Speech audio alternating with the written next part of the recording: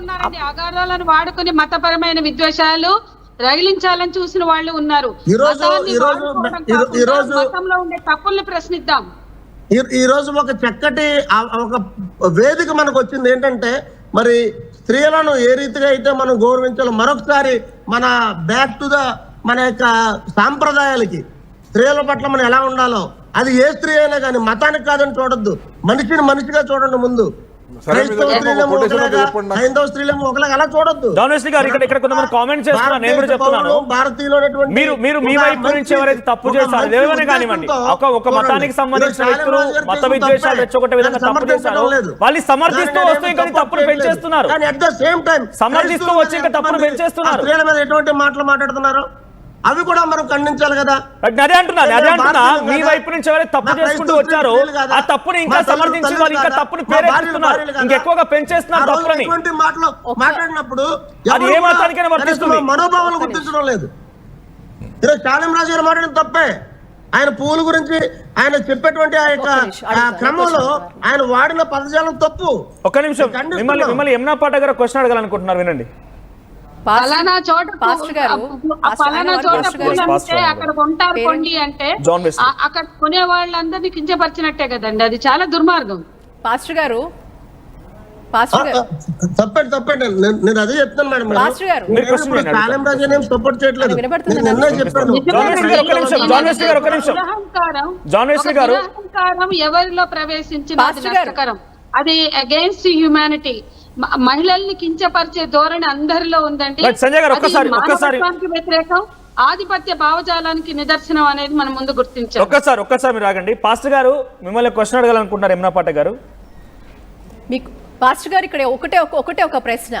మీరు ఒక పాస్టర్గా మీ తోటి ఇంకో పాస్టర్ గారు ఇలాంటి వ్యాఖ్యలు చేశారు, మీరు దాన్ని ఖండిస్తున్నారు. కానీ ఈరోజు మీరు యావత్ ఇప్పుడున్న మీ మతంలో ఉన్న వాళ్ళందరికీ మీరు చెప్పాలంటే వారికి శిక్ష పడాలనా వద్దా? తప్పు చేసిన వాళ్ళకి శిక్ష పడాలనా వద్దా? క్షమాపణ చెప్పాలి, శిక్ష పడాలి అనేది ఈరోజు మహిళా లోకం కోరుకుంటోంది.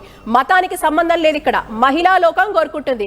దానికి మీరు పాస్టర్ గారుగా ఎంతో మందికి ప్రబోధనలు చేసే మీరు ఏం చెప్తారు? ఖచ్చితంగా నేను మీతో ఎదురుస్తున్నాను. ఒకవేళ నిజంగా ఆయన ఉద్దేశపూర్వకంగా అటువంటి మాట ఆయన మాట్లాడారు అని మనం ఒకవేళ మనం ఒకవేళ చట్టాలు కనుక నిరూపించినట్లయితే ఖచ్చితంగా చట్టం తన పని తాను చేసుకుంటుందండి. అదే చట్టము, అదే నియమ నిబంధనలు క్రైస్తవుల స్త్రీల పట్ల అన్యాయంగా మాట్లాడిన వారికి కూడా శిక్ష పడాలి అని అంటున్నాను. ఇక్కడ క్రైస్తవ స్త్రీలా హిందూ స్త్రీలా కాదు, స్త్రీల మీద వారు చేసిన వ్యాఖ్యలు క్రైస్తవ స్త్రీలా హిందూ స్త్రీలా లేకపోతే ఇంకే స్త్రీ కాదు, ఎవరైనా కూడా స్త్రీల గురించి మాట్లాడుతుంటే శిక్షార్హులే. ఖచ్చితంగా మీతో ఏకీపిస్తున్నాను. రైట్, చూడండి అక్కడ ఉన్న ప్యానలిస్టులకు ఒక ప్రశ్న. ఇవాళ రాజకీయ నాయకులు అసెంబ్లీలో కూర్చుని ముఖ్యమంత్రులు చేతులకి గాజులు తొడుక్కునిలేమంటారు అంటే అది కూడా స్త్రీలకు అవమానపరచడమే. గాజులు తొడుక్కోవడం అంత నేరమా లేకపోతే అంత చేతకంతనమా? రాజకీయ నాయకులు అసెంబ్లీలో పార్లమెంట్ లో కూర్చుని చేతులు గాజులు తొడుక్కునిలేం, లేకపోతే చీరలు పూలు పంపిస్తాం. ఈ భాషలోనే ఉంది. రాజకీయ నాయకులు అధికారికంగా చట్టసభల్లో చీరలు పూలు పంపిస్తామని మాట్లాడి చూసాం. చేతులకి గాజులు దొడుక్కునేది లేమన్నాం. అట్లాగే ఎంతో మంది స్వామీజీలు మాట్లాడారు. వాళ్ళందరికీ పడాలి శిక్ష అంటున్నాను నేను. స్వామీజీలకి, రాజకీయ నాయకులకి, పాస్టర్ కి అందరికీ పడాలి. చేతులు గాజులు దొడుక్కునే లేమంటే ఎందుకు? నేను యాక్సెప్ట్ చేస్తున్నాను. ఏమంటున్నానంటే ఎవరైనా అది మనం మతమా, కులమా, రాజకీయమా, ప్రొఫెషన్, గిఫెషన్ ఏది లేదంతా ఎవరు తప్పు చేసినా తప్పే. కానీ ఏ మేరకు తప్పుని చట్టంలో తీసుకొని శిక్షలు విధిస్తున్నారని ఇక్కడ పాయింట్. ఇక్కడ సతీ కరెక్ట్ అని మాట్లాడిన స్వామీజీలు ఉన్నారు. సతీ దహనం, సతీ సహగమనం కరెక్ట్ అని ఆధునిక కాలంలో మాట్లాడిన రాజకీయ నాయకులు ఉన్నారు, ఎంపీలు ఉన్నారు. ఇవన్నీ ఒకటేంటో ఇక్కడ అన్నిటికీ అతీతంగా, రాజకీయాలకి, కులానికి, మతానికి అతీతంగా స్త్రీకి వివక్ష అనేది కేవలం భారతదేశంలోనే కాదు, ప్రపంచవ్యాప్తంగా స్త్రీ వివక్ష ఎదుర్కొంటూనే ఉంది. ఇక్కడ అగ్రదేశాల, మళ్ళీ ఈ దేశాల, దిగువ దేశాల కాదు.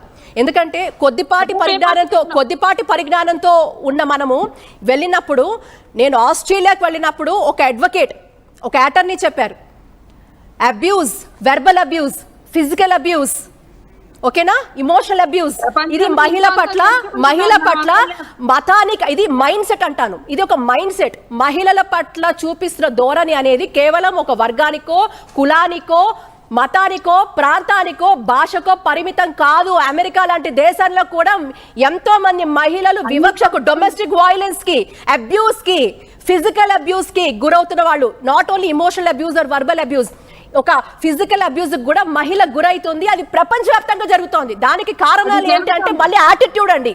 ఒక యాటిట్యూడ్, మగవాడు ఆడవాళ్ళని చూసే ధోరణి, ఆలోచన మారాలి. మళ్ళీ మనం దానిలోకి వెళ్తే మళ్ళీ చెప్పుకోవాలి మన పేరెంటింగ్ బాగుండాలి, చిన్నప్పటి నుంచి అబ్బాయిని ఎలా చూస్తామో అమ్మాయిని ఎలా చూడాలి, వివక్ష ఉండకూడదు, ఈక్వాలిటీ ఉండాలి. ఇవన్నీ మన బ్రాటప్ లో, చేంజెస్ లో మనం చూస్తున్న ఇంట్లో పిల్లలు, మన ఇంట్లోనే పిల్లలు అమ్మని ఎలా చూస్తారు, అమ్మని ఎలా చూడాలి, నాన్న తిడుతూ ఉంటే అది